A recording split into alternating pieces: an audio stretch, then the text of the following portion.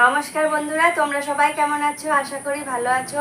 মিনু বং kitchen YouTube channel ও Facebook পেজে তোমাদের সকলকে স্বাগত। আমি আবারও একটি নতুন রেসিপি নিয়ে চলে এসেছি তোমাদের জন্য। তো আজকের রেসিপিটি কি রান্না করছি সেটা আমি বলবো না, তোমরা শেষ অবধি অবশ্যই দেখো ভিডিওটি, তাহলেই তোমরা আমার এই রান্নার রেসিপিটি বুঝতে পারবে। আর এই রান্নাটির জন্য আমি সবার আগে আদা রসুন পাটাতে বেটে নেব। তো চলো আর দেরি না করে শুরু করা যাক আজকে রান্নাটা। তো রান্নার আগে আমি বেটে নিই।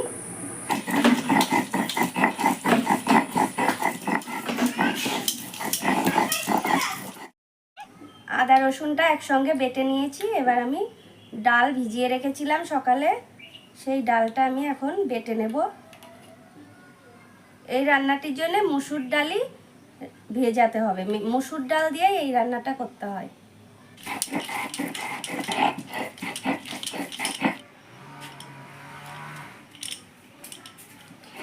ডাল পুরো বাটা হয়ে গেছে আমার এই রান্নাটার জন্য সব আমি রেডি করে নিয়েছি।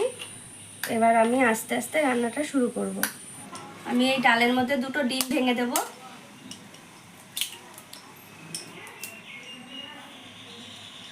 এবার আমি এর মধ্যে লঙ্কা কুচি দিয়ে দেব, পেঁয়াজ কুচি দিয়ে দেব, সামান্য একটু আদা রসুন বাটা দিয়ে দেব, স্বাদ মতো নুন দিয়ে দেব, একটু হলুদ গুঁড়ো দিয়ে দেব। এবার আমি এটাকে ভালো করে মেখে নেব। তেল গরম হয়ে গেছে, এবার আমি তেলের মধ্যে একে একে বড়া ভেজে নেব। আমি গ্যাসটাকে লো ফ্লেমে দিয়ে দিয়েছি, জোরে দিলে পুড়ে যাবে আর ভেতরে কাঁচা থাকবে, তার জন্য আমি আস্তে দিয়ে দিয়েছি যাতে ভালোভাবে ভাজা হয়, ভেতরেও যাতে ভাজাটা ভালোভাবে হয়।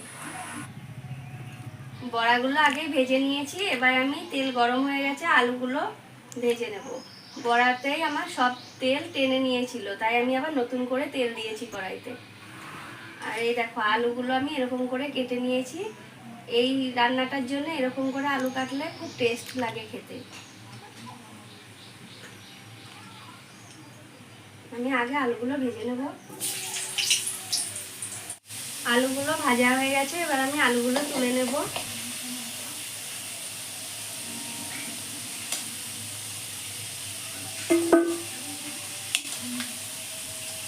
এবার আমি তেলের মধ্যে ফোড়নে গোটা জিরে দিয়ে দিলাম, একটা শুকনো লঙ্কা ভেঙে দিলাম, তেজপাতা, পেঁয়াজ কুচানো দিয়ে দেব। এবার আমি পেঁয়াজের মধ্যে গোটা গরম মশলা দিয়ে দিলাম। পেঁয়াজ ভাজা হয়ে গেছে, এবার আমি এর মধ্যে টমেটো কুচানো দিয়ে দেব। আমি স্বাদ মতো নুন দিয়ে দেব, দিয়ে দেবো হলুদ গুঁড়ো,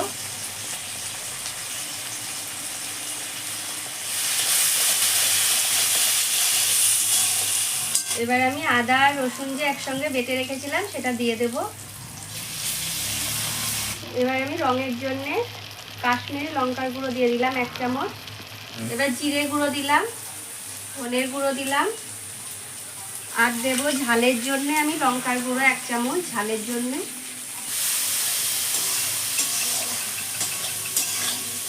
এবার আমি বড়াগুলো এই মশলার মধ্যে দিয়ে কষিয়ে নেব। এবার আমি ঝোলের জন্য জল দিয়ে দেব।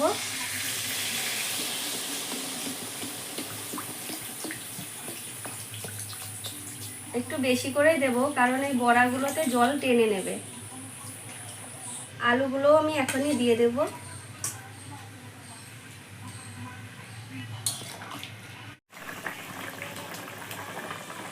রান্নাটা কমপ্লিট হয়ে গেছে, এখন আমি এই ঝোলটাকে নামিয়ে নেব। তো নামিয়ে নেওয়ার আগে দেখো বাড়িতে হওয়া ধনেপাতা, বিলেতি ধনেপাতা, এই ধনেপাতাটা যদি আমি এখন এর উপর দিয়ে ছড়িয়ে দিই তো এই রান্নার স্বাদ আরও দ্বিগুণ বেড়ে যাবে। তো আমি এইটা নামানোর আগে এই ধনেপাতাটাকে কুচি করে আমি এর উপর দিয়ে ছড়িয়ে দেব। তাহলে এটাই আজকের স্পেশাল রান্না ছিল। তো এই ডাল আর ডিমের ঝোলটা যদি তোমরা বাড়িতে রান্না করে খাও দেখবে কত টেস্ট। আর দুপুরবেলায় যদি পাতে পড়ে তাহলে 1 থালা ভাত নিমেষেই খাওয়া হয়ে যাবে।